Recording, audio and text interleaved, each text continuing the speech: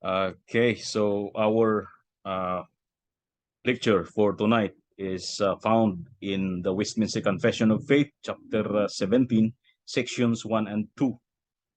So we will be discussing concerning the perseverance of the saints, and the whole chapter has been dedicated for that topic, perseverance of the saints. And this is found in the fifth point of the 5 points of Calvinism.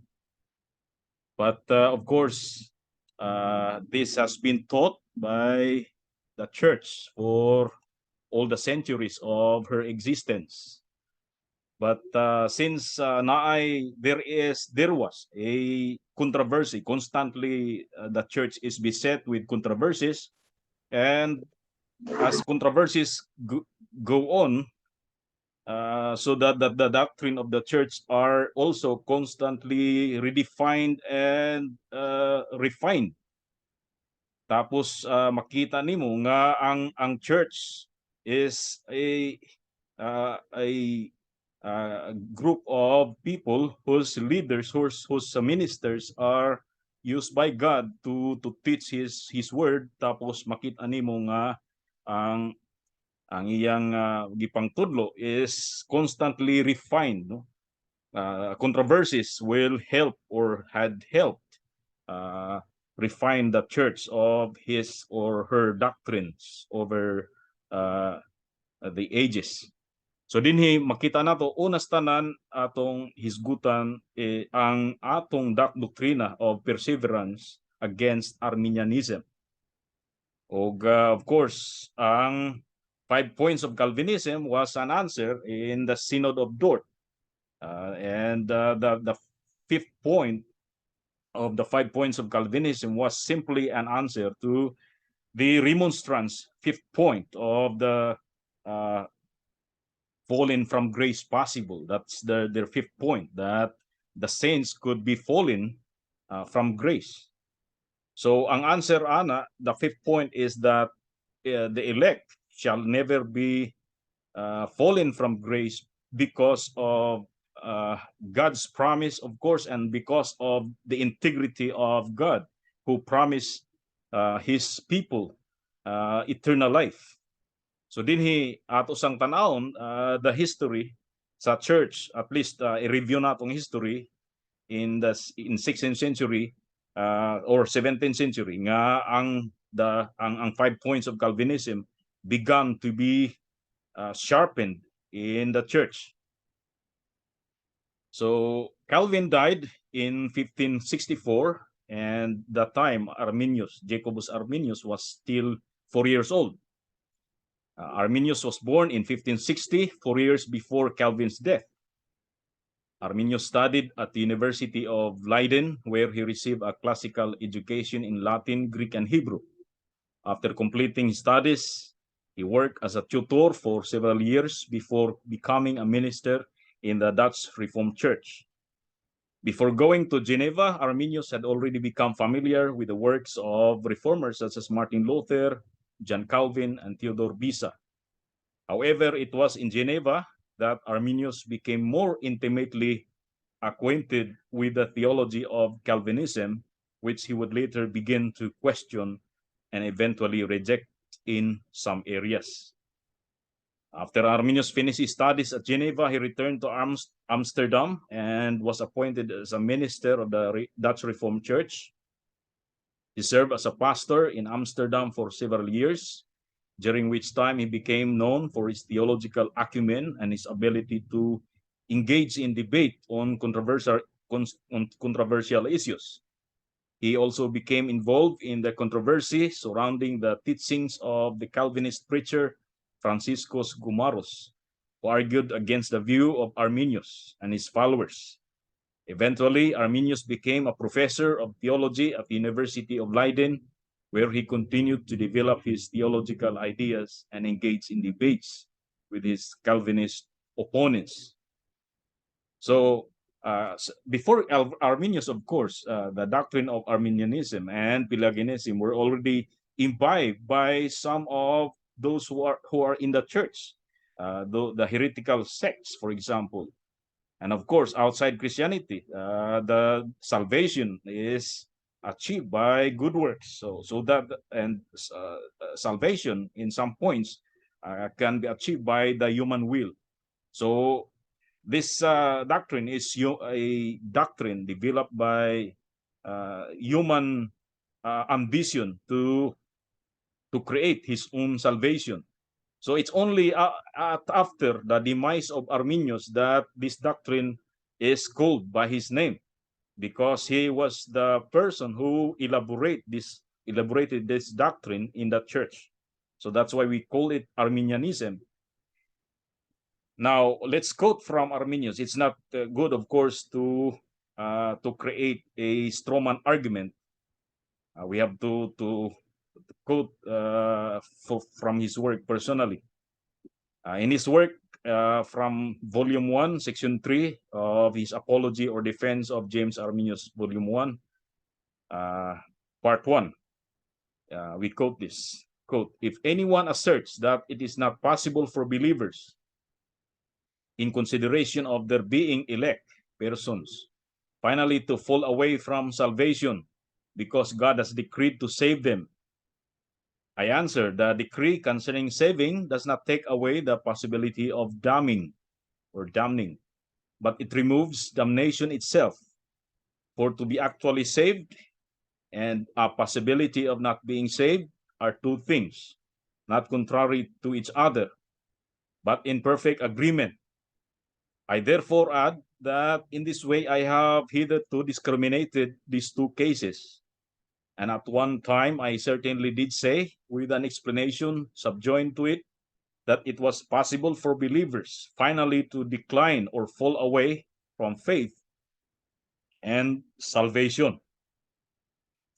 So again, in his other works, in his debate against William Perkins, of course, we know him. William Perkins was a Puritan. He said, "For what if anyone should say that all men universally have the power of believing and obtaining salvation, if they will, and that this very power is bestowed divinely upon the nature of mankind, by what argument will you disprove the assertion?" So it does not follow from this statement that nature and grace have an equally wide extent. For the ability to believe pertains to nature, actual belief is of grace. So with the ability to will and actual volition, it is God which worketh in you. Philippians 2:13. Unto you it is given to believe. Philippians 1:29. You seem to do injury to the truth when you say that it is a Pelagian idea that a man can, by the opposition of his will, resist grace. There is no page in Scripture where this is denied. Is a man mere lug that by pure necessity of nature he must yield to grace? If this is not true, then a man consents freely and therefore has the ability to not to consent, that is, to resist. Otherwise, to what purpose are threats and promises? The opinion that a man has ability to, in the exercise of the will, to yield to the grace of God, when explained, to refer to remote ability, and which may otherwise be called capacity to receive active and immediate ability, by which anyone can will to yield to grace, is not Pelagian, because he was accused of Pelagianism. Would that they who at this day hold the dogma of predestination might prove that it does not introduce by fair inference the idea of fatal or fatal necessity. So Arminius was saying that if you believe in God's sovereignty in salvation, so in the first place, you are just like a log. You have no ability to decide on your own.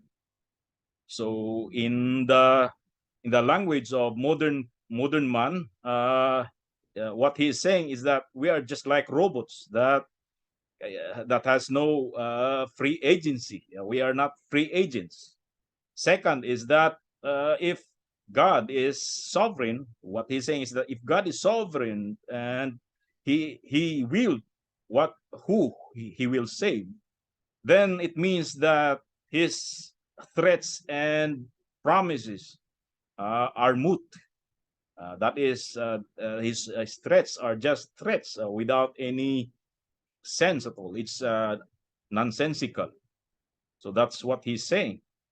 So Arminius actually had gained many followers in uh, in Netherlands, and he had many following, and these disciples are making noises in the church, and the church in the Netherlands, the Reformed Church, wanted to actually uh, uh, make a dialogue with him and to exactly know what he believed, but he was very ambiguous in many of his writings, as we see it now.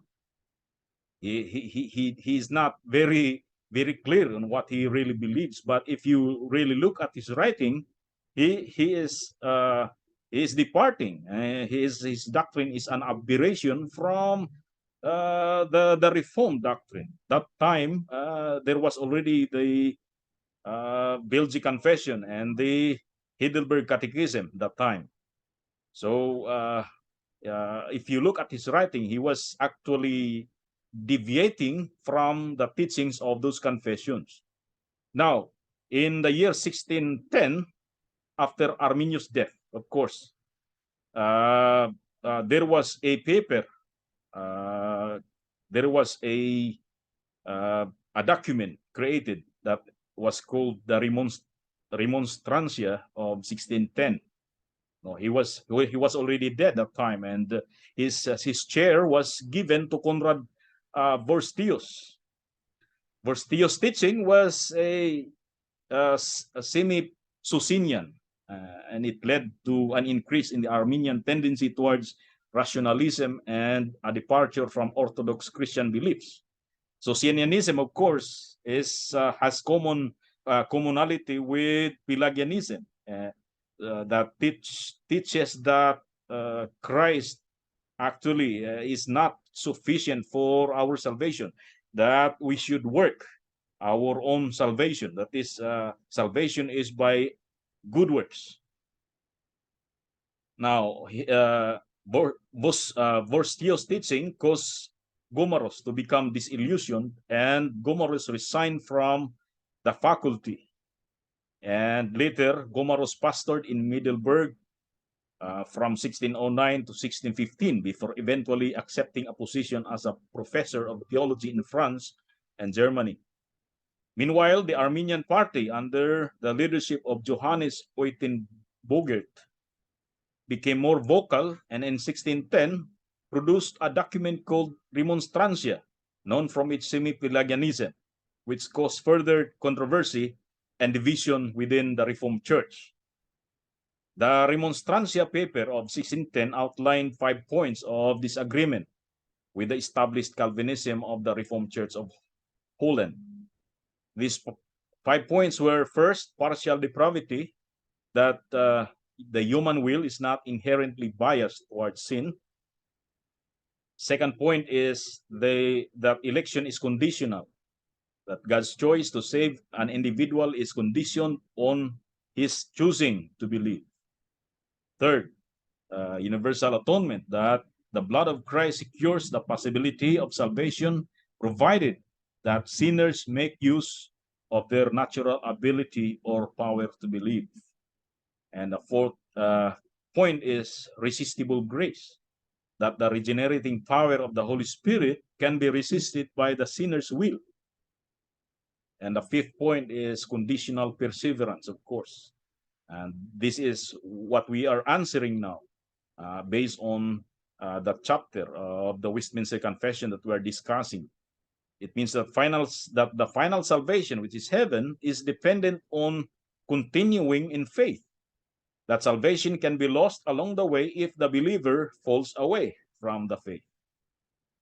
And we will quote from the paper, Article 1 and Article 2, and of course Article 5. Article 1, God, by an eternal and unchangeable decree in his Son, Christ Jesus, before laying the foundation of the world, determined out of the human race fallen in sin to save those in Christ, on account of Christ and through Christ, who through the grace of the Holy Spirit, notice, to save those who would believe on his same Son and would persevere in that very faith and obedience of faith. So what it means is that God saves those whom he knows or he knew, because the foreknowledge that they understood was that God knew beforehand. That's the definition of foreknowledge that they understood. Through the same grace, without ceasing to the end, but on the other hand, to leave the obstinate and unbelieving under sin and wrath, and condemn them as alienated from Christ, according to the word of the gospel. They quoted John 3:16, John 3:36, sorry. He that believes in the Son has eternal life, but he that does not obey the Son will not see life, but the wrath of God remains on him. To which other expressions of Scripture correspond. Article 2. Accordingly, Jesus Christ, Savior of the world, has died for each and every man. I underlined what I want to emphasize. And through his death on the cross has merited reconciliation and forgiveness of sins for all. Nevertheless, so that no one, in fact, becomes a partaker of this forgiveness except believers, and that also according to the words of the Gospel of John, for God so loved the world that he gave his only begotten Son, that whoever believes in him should not perish, but have eternal life. And in the first epistle of John, he is the propitiation for our sins, and not for ours only, but also for the sins of the whole world. So 1 John 2:2. Again, Article 5, those who are engrafted into Christ by true faith, and as a consequence, have been made participants of his life-giving Spirit, have been abundantly equipped by this power, by which they are able to fight against Satan, sin, and the world and their flesh, and therefore also obtain the victory over them. Nevertheless, always, because we wish to be careful, assisted in every temptation by the help of the grace of the Holy Spirit. Now notice that the grace, the role of grace in the life of the sinner is just an assistance. It's just an aid. And Jesus Christ himself, through his Spirit, holds out his hand, and if only they are prepared to fight themselves and beseech his help and do not desert him themselves, secures and confirms them, so that they are seduced by no deceit or power of Satan, nor are able to be ripped out of the hands of Christ, according to the word of Christ. No one takes my sheep out of my hand, John 10:28. As for the rest, that is, those who he foresaw that they would not believe. As for the rest, whether they themselves are not able through carelessness, I underline that to make emphasis, obtain arcane tes opostasios, Christo katalipain, to abandon the beginning of their subjection to Christ, and embracing again this present world, to forsake the holy doctrine once delivered to them, to let a good conscience slip away, and to despise grace, must be more accurately sought from the sacred Scripture before we are able to teach others with plero, so ria, full persuasion of our minds. Reformed Confessions of the 16th and 17th centuries in English translation, translated by James T. Denison Jr. So that's the source. Now, so take note that the grace of Christ, or the grace of God, in their fifth point, is just a help or an aid to assist the sinner, if ever the sinner decides to come to Christ or to receive the gospel. The role of the grace of God is just to help sinner. So it's ultimately the decision of the sinner, the will of the sinner, is the ultimate cause of their salvation, not the grace of God. Now, so tungod niya ng mga kaigsuonan, ang makita nato dinhi mao ang so nakita nato unsa ang danger, unsa ang heresy sa iglesia, sa church. The heresy is that the sinner, the sinner can only be saved if the sinner exercises his will, his free will. And then when he is already in the faith, he must continue in the faith. O makita nimo nga kinahanglan gyud nga permanente, no? He should be careful not to fall into temptation, not to fall into sin again. And by falling into sin, he loses his salvation. So that's the danger of this doctrine. And the question is this biblical? Of course, we say that it's not biblical. Of course, when the Westminster Confession was penned, was created in 1647, they have in mind the Arminian doctrine of the fifth point. No, they had in mind the fifth point was in their mind that they should formulate statements to oppose or to refute that heresy that the Christians, the elect can be possibly fallen from grace. So according to the Westminster Confession, I read chapter 17, sections 1 and 2. Section 1, they whom God has accepted in his beloved, effectually called and sanctified by the Spirit, can neither totally nor finally fall away from the state of grace, but shall certainly persevere therein to the end and be eternally saved. So naay mga verses of scripture that the confession that we have. Philippians 1:6, being confident in this very thing, that he which hath begun a good work in you will perform it until the day of Jesus Christ.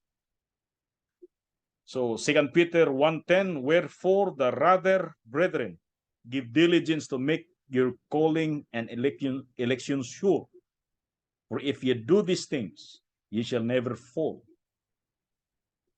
So ang but pasabutin ni nga God has already begun a good work in every believer. The moment that you are converted into the faith, God has begun making good work in your life. And that good work can be seen in your life, in your sanctification. And when you are sanctified upon your belief in the truth, when you are justified, because justification and sanctification essentially they are simultaneous, although naay priority of justification, of course, but in the life of the believer they are simultaneous. When you are justified, you are also sanctified. So when God sanctifies you, he is beginning a good work in you. When he is beginning to make changes, plenary changes in your life. So makita nimo nga that work of God in your life shall continue until he calls you home. John 10:28, and I give unto them eternal life. Now, what is this is simply a rejection of that verse. When you deny eternity of life, eternal life, and they shall never perish, neither shall any man pluck them out of my hand. So makita na mo that as long as that promise exists, so we are not saved by our achievement or our holding to that salvation, but when Christ holds us in his hands, we are assured of that eternal life. I am assured that I go to heaven when I die. because of the credibility of God who promises that. In verse 29, my Father which gave them me is greater than all, and no man is able to pluck them out of my Father's hand. So in verse 28, no man can pluck them out of Christ's hand. In verse 29, no man is able to pluck them out of the Father's hand. 1 John 3:9, whoever or whosoever is born of God doth not commit sin, or his seed remaineth in him. What it means is that whoever who is regenerate cannot commit the unpardonable sin, the sin that is constantly committed by the reprobates. For his seed remaineth in him, and he cannot sin because he is born of God. 1 Peter 1:5, who are kept by the power of God through faith unto salvation, ready to be revealed in the last time, receiving the end of your faith, even the salvation of your souls. Now, who are kept by the power of God. So, who are more powerful than God? Even our sins cannot be more powerful than God. So, makita nimo nga the teaching of the perseverance of the saints. So, good, the saints will persevere, and the very grace that saved them will be the very grace that make them persevere. Then in the second section, this perseverance of the saints depends not upon their own free will, but upon the immutability of the decree of election, flowing from the free and unchangeable love of God the Father. So notice, I'm immutability of the doctrine of the decree of election.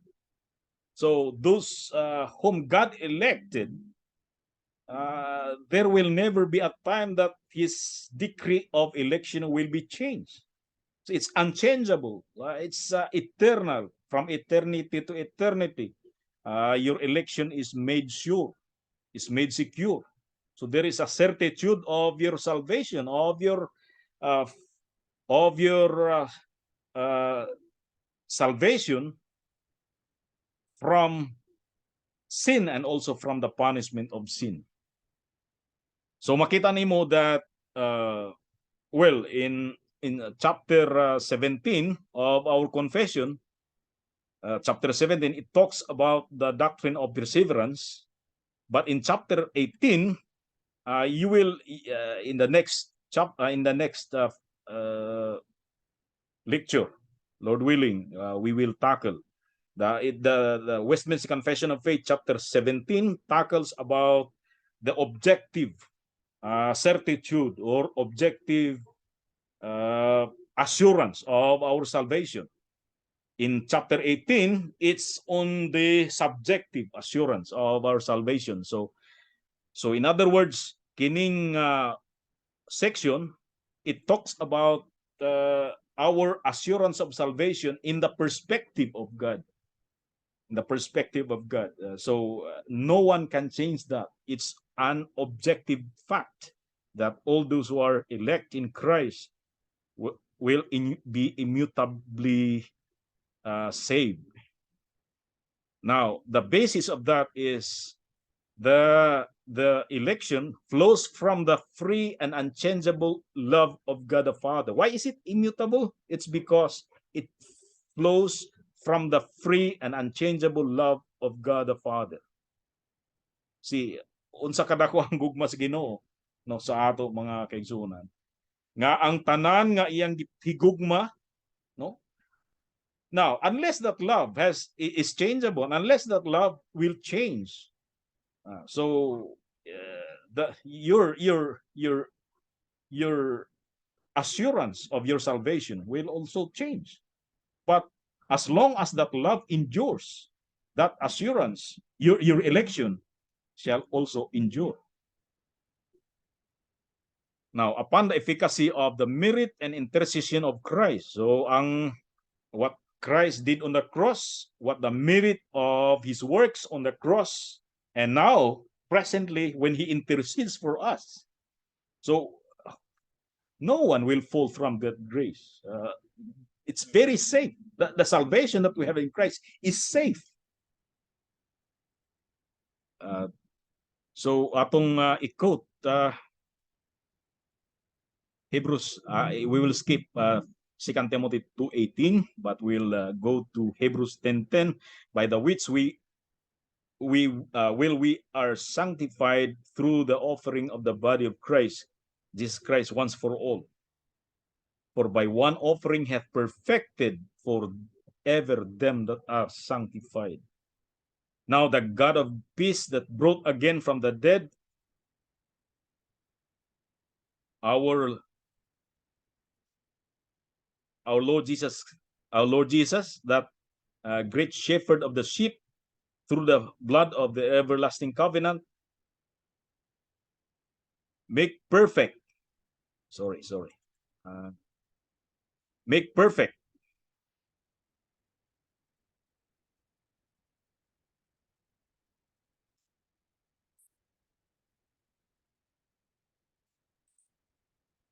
in every good work to do his will, according working in you that which is well pleasing in his sight, through Jesus Christ, to whom be glory forever and ever.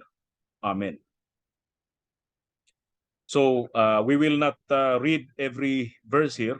It's sufficient for us to have the notes of the verses that the confession have.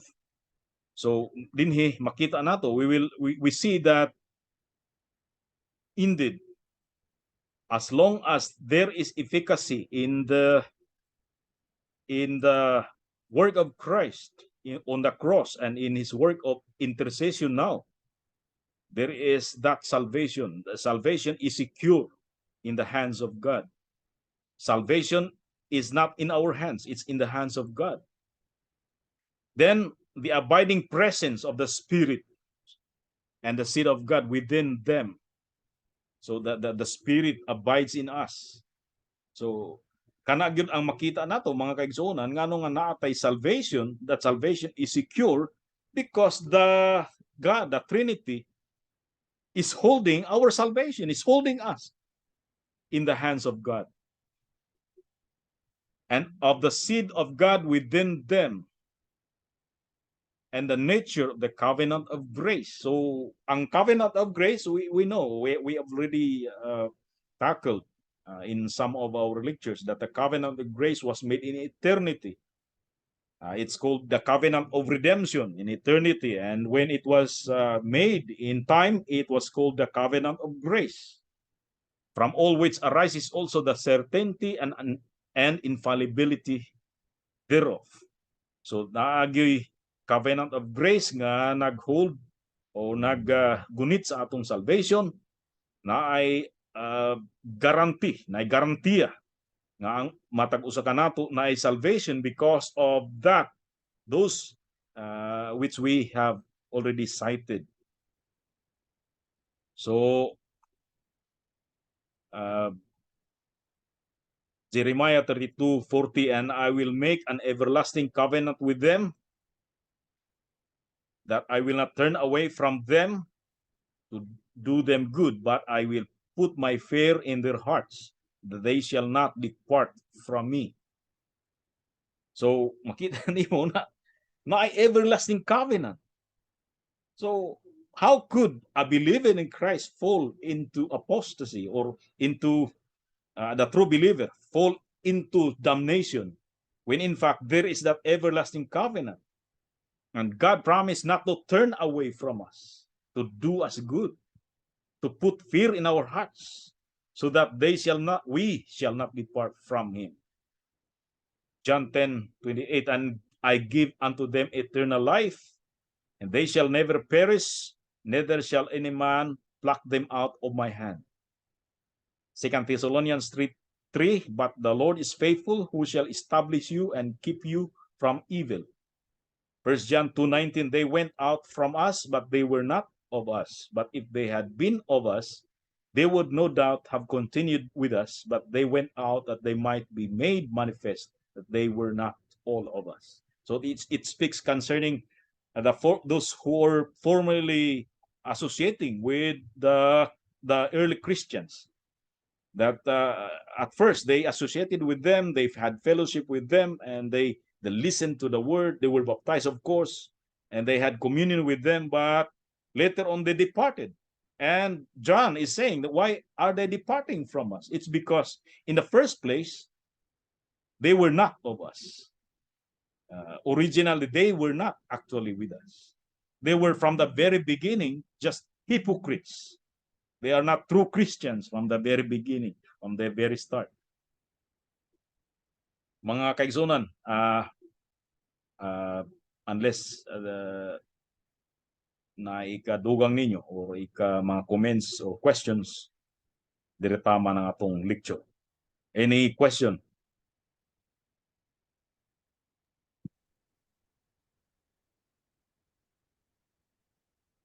Or Yes, Pastor Gabi.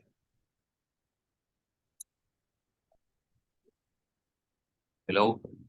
Yes, we can hear you, Pastor Gabi.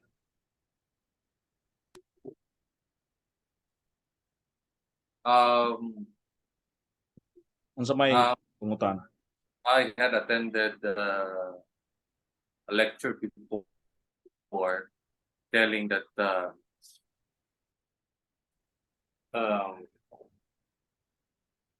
the two words when it comes to our lecture about perseverance, there was once tackled two words, backsliding and fall away. Why that the lecturer said to us that in New Testament there is no backsliding, but in Hebrews there is fall away. That word fall away. Is there any difference to the two words, backsliding and fall away?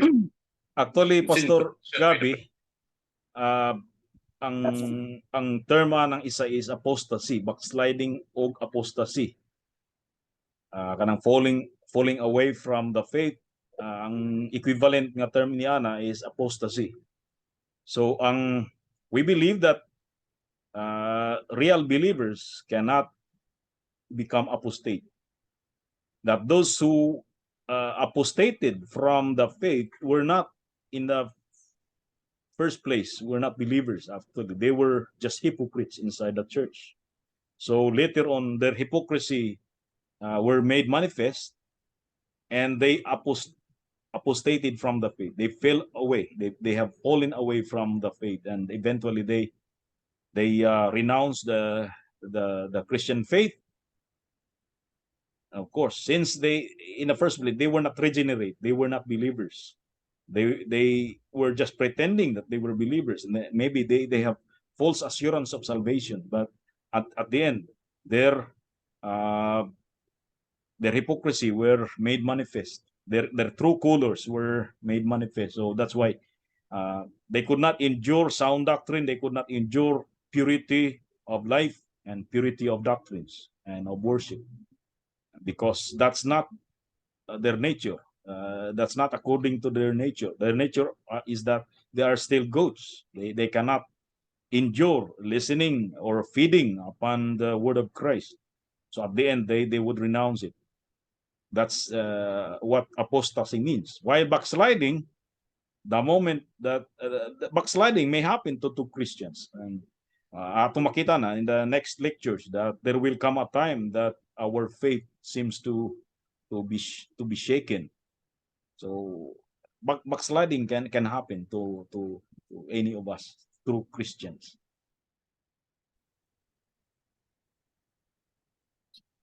Sliding. How can it be? Pastor Rocky? Yes, Pastor. Pwede nimo i-open imong kuan, Pastor Aris. Pastor Rocky? Yes. Can it true believer, can a true believer recant his faith? Will it not contradict to the teaching of the word? The true believer can err from the faith, and upon realizing that he errs in the faith, he can recant his error. But if what you mean is that if true believer will, is it possible for him to renounce his faith? I think God will give you grace if you are a true believer not to renounce your faith. Okay, because I remember one story when there was a war in Marawi. There was it's only a story from barbershop stories, but I don't know whether it is true or not. And here is one priest. He was captured by the Maoti group, by the ISIS, and the ISIS member was holding his gun, and he says, "I've already killed maybe 50 men, and if this priest will glorify Christ, will believe in Christ, will confess Christ, then he will be the 51st killed by me." And so he was asking the priest, do you believe in Jesus Christ? Do you confess Jesus Christ as your Lord? And the priest said, "Oh, who is this Christ? I don't know him." So that's only a story from barbershop. I don't know whether it is true or not, but true believer really cannot recant his faith. He cannot deny Christ. There is a denial like what Peter did, but to deny Christ totally, that is total denial to an extent that you really renounce your faith. That's a different matter. That true believer cannot commit that.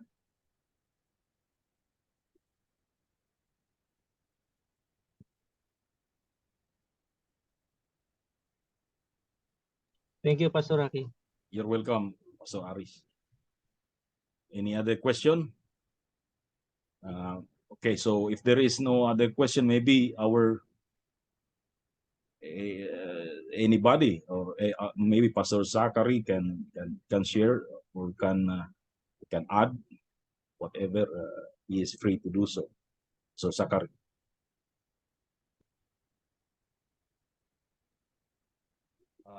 Well, I think you did a wonderful job, Pastor Rocky, in explaining the perseverance of the saints and showing how really it is.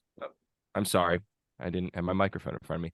I think you did a wonderful job showing the doctrine of the perseverance of the saints and introducing it, Pastor Rocky, and showing how we need to understand this as really the other side of the coin from preservation of the saints, that our perseverance is in fact God's preservation of us.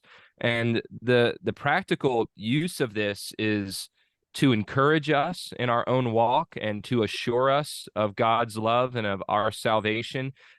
As pastors, you have probably met people who are so weighed down by their sin or so distressed by what they've done in the past that they sometimes doubt whether God could ever love them at all, or that God still loves them, even when they do something that they know is sinful. And what you need to remind them of is that their salvation depends not on what they do or even on what they feel, but rather on what God has promised, what God has done, and God's mysterious, even inexplicable love for them, a love that we cannot comprehend because it's an undeserved love. It's a love that he graciously gives to us. And so I think that this is a very important doctrine for us coming out of the canons of Dort, being one of the 5 points of Calvinism. It ties in very closely to the believer's assurance of salvation, which is something that based on the Gospels, based on even the stated purpose of John's Gospel. These words have been written so that you might know and believe that that you have eternal life. So we're always aiming for that with our people in our churches, that they would know that they are saved through Christ and by faith in Him, through faith in Him by His grace. This doctrine is so important for accomplishing that and bearing those things in mind. So I think you did a wonderful job introducing the concept, Rocky, and answering the questions. And thanks for inviting me to chime in here to contribute a little bit. You're welcome. Thank you for sharing to us, for adding. It's a wonderful thing to listen from you. Well, if there is no other question, I will stop now my screen sharing. So we are praying that Lord willing, Pastor Zachary Groove can teach us maybe in the next few weeks, or whenever the Lord enables Pastor Zachary to teach us. So there will be 2 subjects taught in our Wednesday evening. I was asking him to teach ecclesiology. So because I think that this is one of the most important pressing need of the Filipino church at the moment, because Filipinos just they want to, whenever they want to start a church, they can start of their own. Of course, that's not only happening here in the Philippines, but all over the world, without even asking for some presbytery to send him. Or some people are just they do not give importance to the church, the polity of the church, for example. So let's pray for the Lord's enabling of Pastor Zachary Groove to teach us in the Lord's Seminary. So we will siguro mag-selfie or before we end, maybe we can have selfie or screenshot or meeting. Okay, so we'll do the screenshot. Ako na lang. Okay, let's have screenshot. Smile. Okay. Again, maybe another smile. Okay, thank you. Thank you very much. So, again, thank you very much, and thank you, brothers and sisters. Thank you, Pastor Zachary Groove, for joining us. Thank you, everyone. Thank you. God bless. So let's pray, and maybe before we pray, we can collect the prayer requests as we used to do.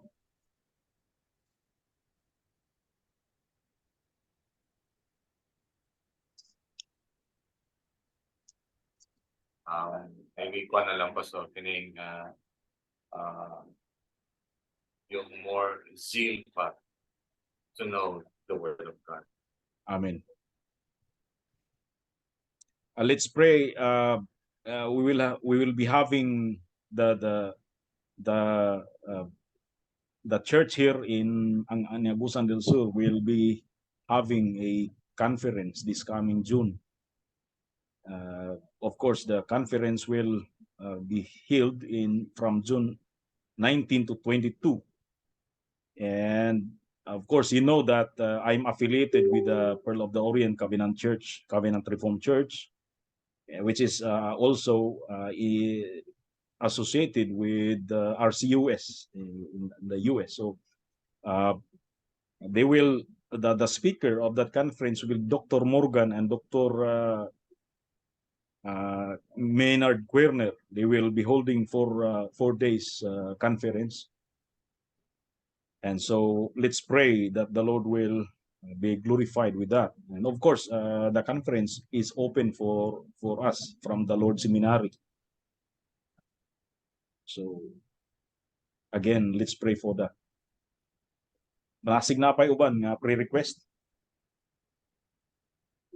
Okay, so if there is no other pre-request, so there are two pre-requests: more zeal for the learning of God's word, and second is for the conference to be conducted in Agusan del Sur by June 19 to 2023. Pastor Rocky, I have Yes, a Pastor prayer Zachary. request as well. This is something of an introduction of my ministry to you all, but I ask you to pray for the ministry of Antioch Presbyterian Church here where I am. We have been praying for you, and we've been praying for the Lord's Seminary and for Pearl of the Orient Covenant Reformed Church as well. And I just ask for you to pray for us, and especially in the next couple of weeks, we're going to have a missionary to Kenya visiting with us to preach and to share about his ministry to a tribe called the Samburu tribe, who have never had the gospel before he went there with his team. And the Lord is doing wonderful things now. He has a church of about 35 or 40 people who have gathered together, and many of whom have been baptized at this point. And he's a seminary student at my seminary where I went to school here in Greenville, but he takes classes by distance in Kenya, and he'll be visiting with us. His name is Jay Brantley. So you can pray for his ministry and pray for his visit to Antioch, and please keep us in your prayers as you think of it. Yes. So may I ask? He will be visiting to the Antioch Presbyterian Church from Kenya. Okay. His name is James? His name is Jay, J-A-Y. Okay, Jay Brantley. He's from South Carolina. He grew up in a Baptist church and then became a Presbyterian and got connected with us for education. And the Lord is doing wonderful things through his ministry in Kenya, and we're excited to have him visit with us and to encourage him and hear from him. But one of the things that wherever we are in the world, we need to do is pray for our brothers and sisters around the world. So we're praying for you. I ask that you pray for me, and let's all together even pray for this man that I've just introduced you to in Kenya. Amen. Okay. Maybe I will be the one to pray. Let's pray.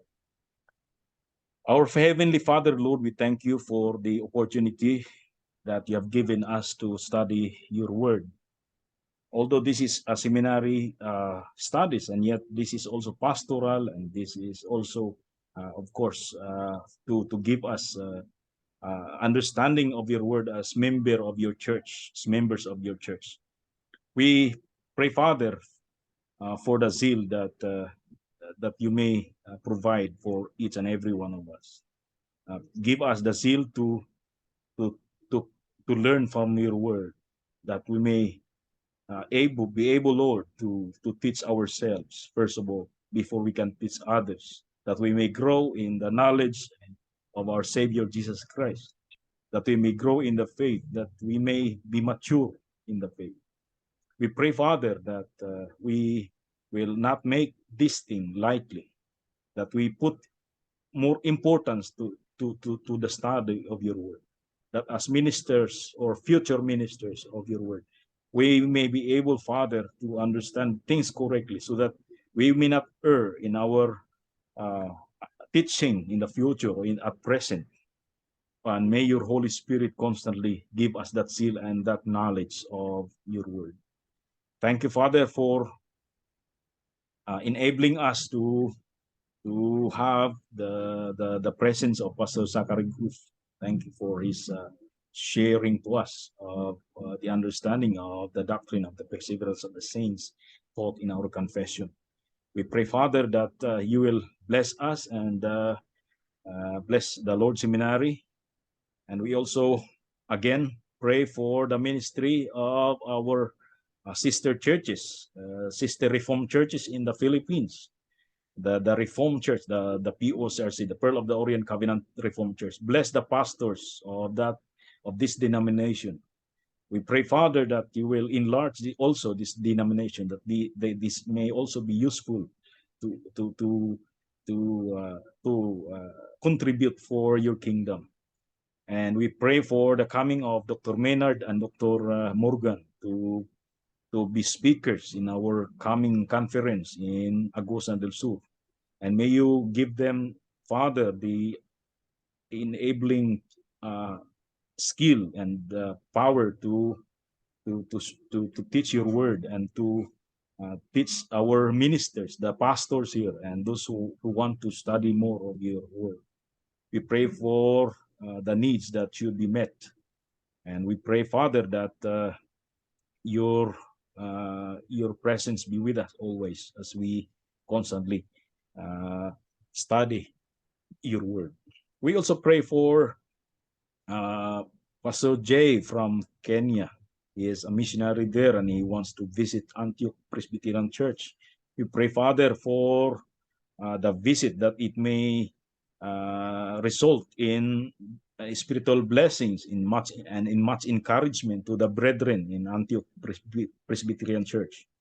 And we pray, Father, that you will also bless the pastor, Pastor Zachary Groove, that this church also may be a lighthouse in that part of the world, that the gospel may be preached in its purity, and that your people also will become witnesses of the gospel of your word, not only among themselves, but also among the unbelieving world around them. We pray, Father, for the blessings that you may provide. We also again pray for the coming bar exam of Brother Aris. May you give him knowledge and the adeptness to answer and to be a lawyer, coming lawyer. We pray, Father, that he may pass the test. And for your church in the Philippines, the Presbyterian Church also, that this may be a good witness for other churches who are hungering and thirsting for the truth, that they may also be reformed according to your word. And we pray for the Lord's seminary. Continue, Lord, to bless us, continue to use us, and make us useful in the ministry. May we teach our churches to purify their doctrines, to cleanse our doctrines from the false teachings of our former churches. We pray, Father, that we may be given boldness to do the same, and that you keep your church pure from errors in the Philippines. Thank you for your blessings upon us. In Christ Jesus' name we pray. Amen. Good evening, and the Lord bless you. See you next not Lord's Day, next Wednesday. Yes. Thank you, brothers and sisters. God bless you. God bless, and good night and good morning. Morning.